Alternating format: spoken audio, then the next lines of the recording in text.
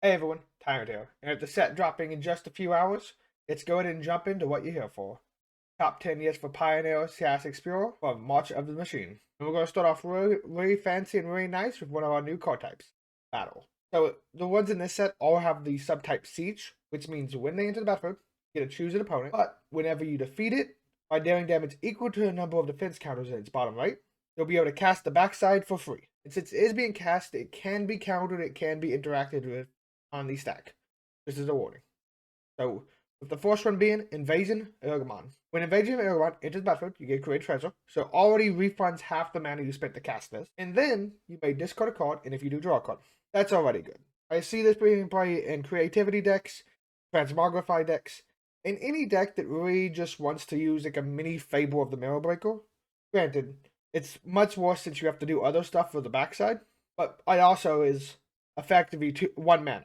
And then when you do defeat it, you get a 3/4 Trample Rhino, not a bad body, and then an Into the Battlefield effect of you may discard a card, and if you do, to a battle or a add card. I think just being able to use these with good budget states, or just being able to get a value one, such as one we're going to mention in our honorable mentions later on, will just be good in formats like Standard, and I wouldn't be surprised if we don't see this one defeated quite as often in a format like Pioneer. With the next one, we're going to move on to Daya in the Gitrog module. This guy is 1, a white, black, and a green, so 1 in Abzan. Yeah, he has a creature, human frog roar. 1, that's a hell of a creature type guy. But this one has 4 strike, death touch, so it wins pretty much every combat. You can play an additional land on each of your turns, which will come up later with one of its abilities. Creatures and non-basic lands your opponent's control enter the battlefield tapped, which why isn't the best sign of text? It's just extra icing in this. And then finally, whenever it attacks, you can sacrifice a creature or a land to draw a card. So you know that extra land drop, you can play an extra land, sacrifice it, get value right away on the next turn. It's also a 4 power, 4 toughness guy, so it doesn't die as easily as some of the other creatures in this format. Or like say something like Gissa, which will probably play around with this in standard and something with our Abzan and Agents. But if an Abzan mid-range deck exists, this will probably be a premier 4-drop along with Shouldered. This one is a little bit of a more sketchy call, but this card has enough power to maybe force an Abzan deck into the front fight of Pioneer. I don't think tier 1, but you know, a new tier 2 deck is always appreciated. Let's move on to number 8. Sogo and Otatai. This guy is 2 in Jeskai, legendary creature Orc Dragon. Giant Encased. It has hexproof as long as it enters the battlefield this turn, and then whenever one or more dragons you control deal combat damage to a player or battle, you get the top 3, put 1 to your hand, the rest in the bottom of your order, and then you may return one of those dragons to each other's hand. The important thing to note here is 1, you get when it comes in, it immediately gets to gain and draw a card. You're already plus on cards if you do that. 2, due to the assign text on that ability, one line of play that you can do is just attack.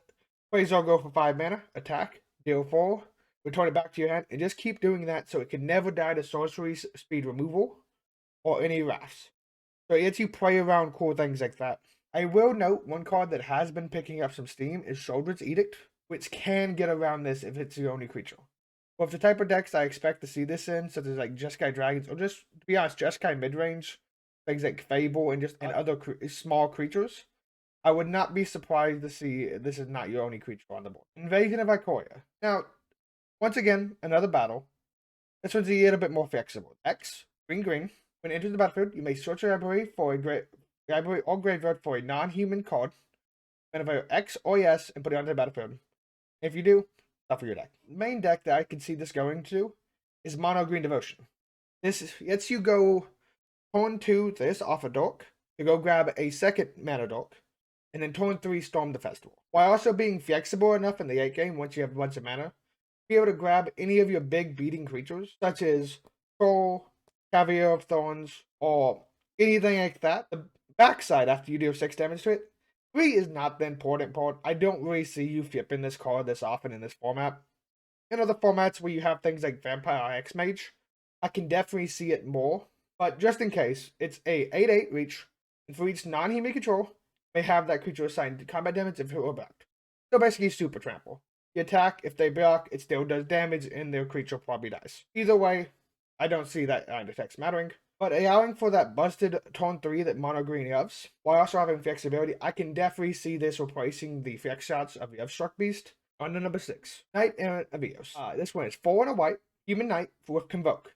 For those of you who don't know who Convoke is, it's coding. You can tap any number of creatures to be able to pay for its mana cost. So basically, if I tap a white creature, I can pay for its white mana cost.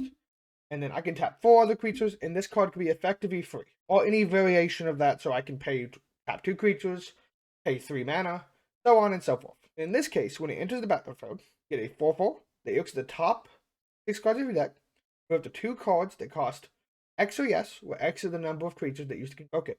So, if you use it, what I imagine this card is going to be used is used in decks like humans or other white-based aggro decks in order to gain value before Wraths and just in general versus decks like Rakdos mid-range. In the event they don't just immediately kill all of your creatures, which you do get to sometimes. I imagine most of the time you're going to be convoking this with X equals 2 or 3.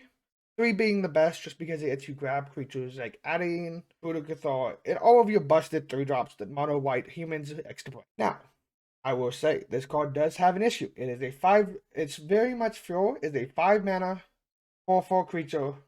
That's it. And that's really bad. But I don't see that being a problem as long as you're as aggressive with casting this as you should be. Play this, get your 2 cards, and then keep going. If they kill it, it's already replaced itself plus. Especially if you did it for X3. Now with them very much was a card. Some of the people on the team disagree with me. But I very much think this card has what it takes to be a power play in humans and in just different white-based aggro decks. Pioneer form. Going on number 5. Guardian of Gilpo. 2 a white. A creature angel. Very relevant with this card. 3/3 flying creature. When it enters the battlefield, you may exile up to 1 other target creature or artifact you control. Return it to the battlefield under control at the beginning of the next instance. So, it's not the old Restoration Angel. The card does not have flash. The card is not 4 mana. And most importantly, it doesn't say non-angel. So this deck I can definitely see being played in our green-white angels deck as a way to rebuy your enter the battlefield effects that you have a crap ton of between Bishop of Wings, Righteous Valkyrie, and all the others. It's not anything fancy, but I can definitely see this card seeing play in Pioneer as just a little bit of an upgrade to one of the medium creatures we're already playing. Let's go on to number 5. Change the equation. 1 ABU, instant, choose 1. Counter target spell that has a mana value of 2 AS. Counter target red or green spell with mana value 6 AS. So, this card is probably going to be a sideboard. In some metas, I can definitely see it being a 1 or 2 of in the control decks as a main deck card. Not right now because mono green is definitely on the down tone, and the only other deck that this is really, really good against is Creativity and Transmog Variants, which are also on the down tone. But if that changes, I can definitely see this card being a 1 or 2 of in the main deck. It's because of how flexible it is. Being able to counter Storm the Festivals, Creativity, Fables, and just trade evenly on 2 mana spells that exist, I'll probably fine. Now this card is its worst in actually the control mirrors if you are playing it main deck, considering it's really bad in any other counter magic, considering Delvage Veto is uncounterable. But I think that's worth a chance in those metas. But otherwise, it may change over with 8th of Gust, it may not. It's going to be real big question in the sideboards of blue-based instant speed decks. But I'm interested to see how that turns out. And we'll jump on to our honorable mentions. We have 4 of them. First one is Rona, Herald of Invasion.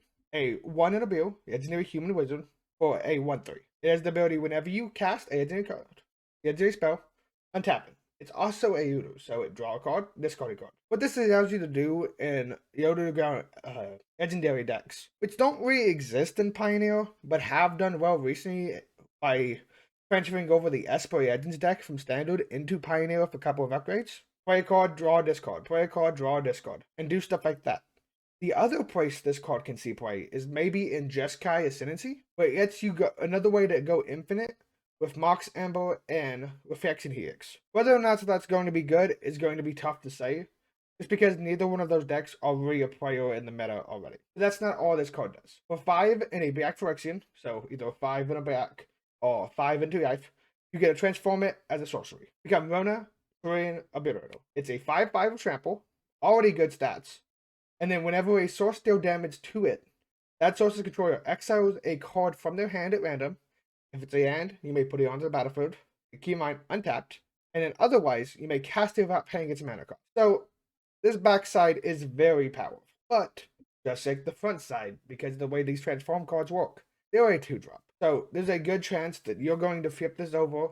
It dies to Fatal Push. It dies to a bunch of our regular removal and back, and doesn't do anything. For playing this card and inhibited any of the testing I've done of it. But 5/5 trample is powerful. I would not be surprised to see this being played, but I also wouldn't be surprised of the opposite, of us just never seeing this even 5/0 in a Pioneer. The next one I'm much more hopeful on, though once again, it's one of the battles that even myself am very questionable about how much they're going to see play. I think they're incredibly powerful, but I could be 100% wrong on this mechanic. This one has 4 toughness, plus 1 in a red. When it enters the battlefield, you can discard a card, and then you can draw 2 cards.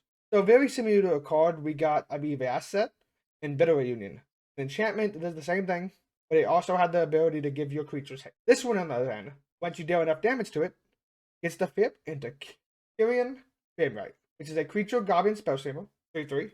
And then for 3 mana, 2 in a red, tap, discard a card, create 2 blue and red elemental creature tokens, and then all creatures you control get +1/+0 and gain haste in the end of turn. This card, the backside is super powerful, and the front side is just a playable magic card that we've seen played in Pioneer. Now, whether or not that haste is going to be more important than the backside of this, which is just a threat by itself that can incredibly just turns all of your lands into creatures and then gives every creature you have on the battlefield haste, we've yet to see. But I do have high hopes for this card in Pioneer. I'm just not sure where it'll go right now, considering Bitter Reunion got played at Enigmatic due to it being an enchantment, where this doesn't really have a deck yet, but the original card has been played in Pioneer before. We'll see where it goes. Then our next two are Swords of Salvation. The first one being Swords of Salvation. One in white for an instant. You and Tormented Control gain hexproof in their turn. Prevent all damage that red and or black sources would deal to creatures you control this turn. First thing to note, you gain hexproof from everything. So this is not like Veil of Summer, which only gave you hexproof from blue or black things. This gives you hexproof from everything. And then, also just a white fog versus for your creatures. So you get a block, anything versus Rakdos, or trade even for Thoughtseize, or notably in more in Standard, but in Pioneer from sideboards, Evoke Despair does target. You can it's a 1 mana answer to that card in the mid-range matchups or creature decks that you really want that answer to. I think this card is just going to be better in older formats, with like Hammer Time and such like that, versus Force of Vigor. But in Pioneer, I can definitely see it being popped up in sideboards, as there are about black and red spells that just kill your creatures, or red rafts that get played out of creativity, which this also just negates. But once again, the meta has to say that this deserves to be in the sideboard, but for 1 mana, this card is super flexible. Next one, Bonebringer of Valkyrie. 3, a white and white for a 4/4 Angel Warrior with Force Strike, Lifelink, and Fang. Now this card also has a new mechanic backup. In this one, in case 1. When this creature enters the battlefield, put a +1/+1 counter on target creature. If it's another creature, it gains the following abilities.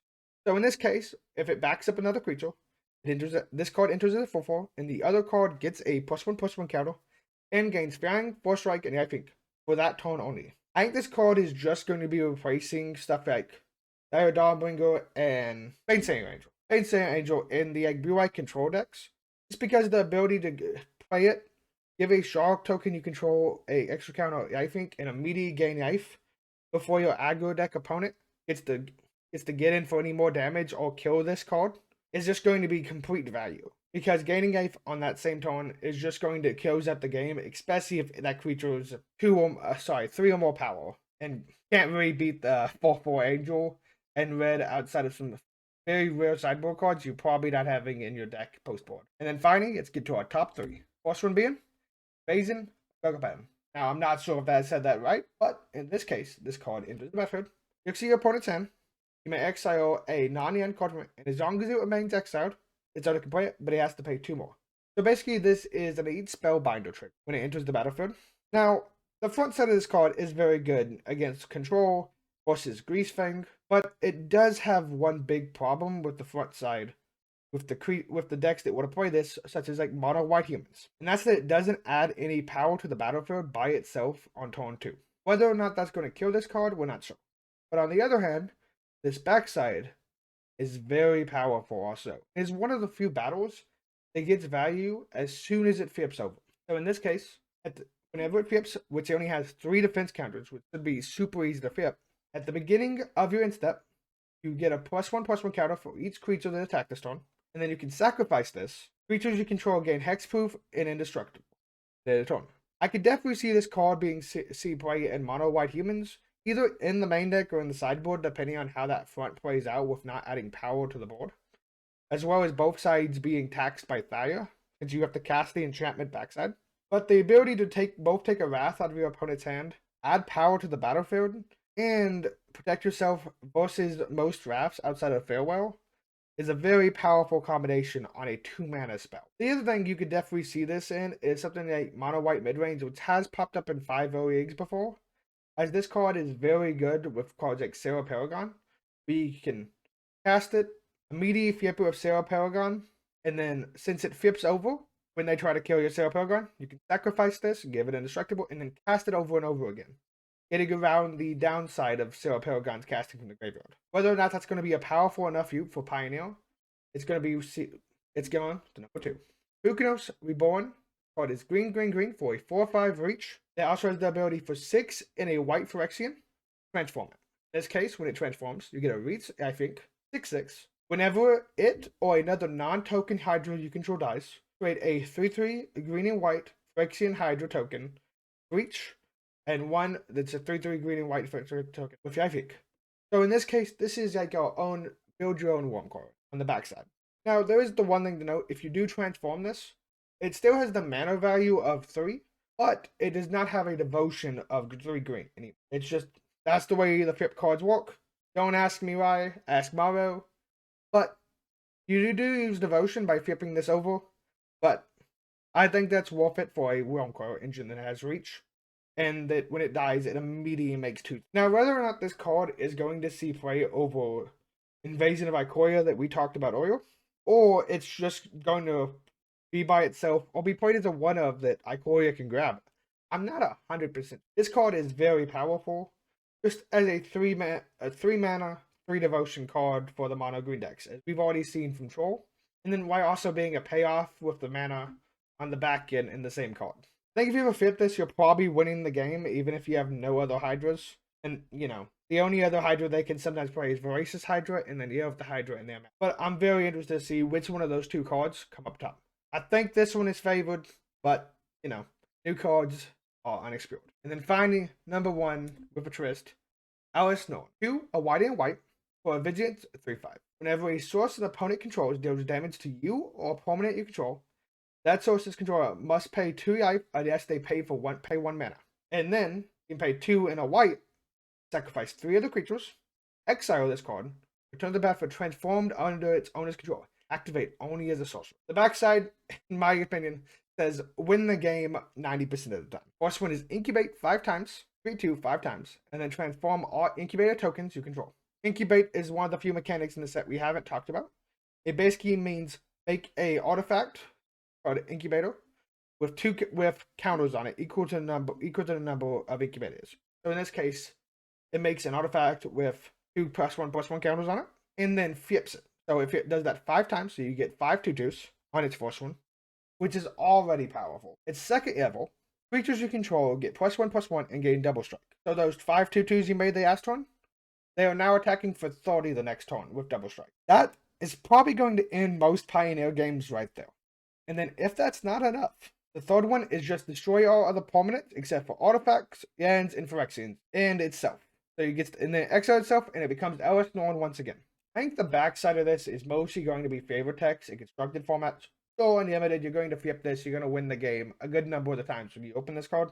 But in constructed, I think the front side is more than playable enough. That second ability triggers whenever something blocks your creatures, whenever they attack and you block, or whenever they just deal you damage on attack, which makes racing this card nearly impossible for any aggro mirrors. While the backside, if they ever were forced to tap out with your card on battlefield, you're probably just winning the game with the backside, if that's possible. And just a 3/5, as Shoulder has taught us, 5 toughness is incredibly hard to get around, and even our best answers to white creatures in Bending Volley. I actually have a bet going on with this card on whether or not it sees play in that deck, but we'll see.